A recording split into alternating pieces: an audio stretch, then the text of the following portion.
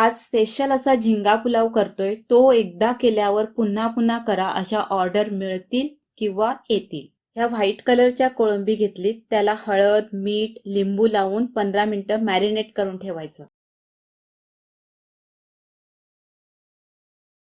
Pan इथे गरम करत ठेवायचं. त्यामध्ये तेल घालायचं आणि फोडणीचे जे साहित्य आहे ते घालायचं, जसं की वेलची, तेजपत्ता, लवंग, दालचिनी, काळी मिरी, कांदा,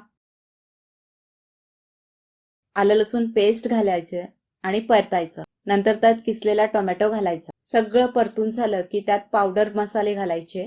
बडीशेप पावडर, जिरेपूड, धणेपूड, हळद, गरम मसाला, लाल मसाला.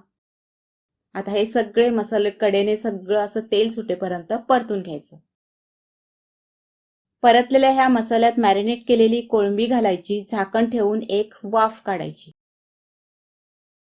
नंतर त्यात बासमती तांदूळ घालायचे. नारळाचं दूध घालायचं. सगळं मिक्स करायचं. त्यानंतर आवश्यकतेनुसार पाणी घालायचं, मीठ घालायचं.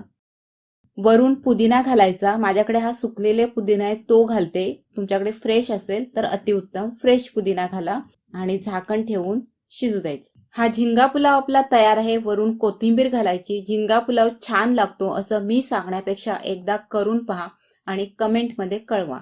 मासे खायला आवडतात तर चॅनलला नक्की सबस्क्राईब करा, कारण का अशाच रेसिपी यापुढे येत राहतील.